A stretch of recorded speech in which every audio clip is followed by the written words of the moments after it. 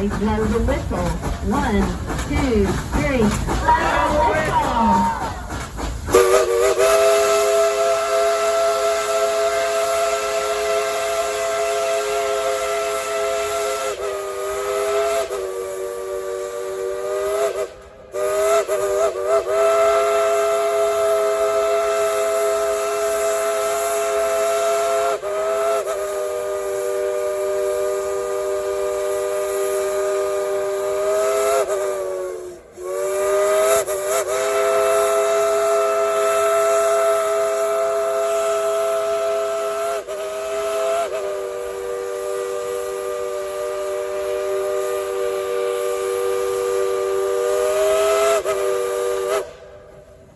Folks, what do you think of that? Let's give them a round of applause.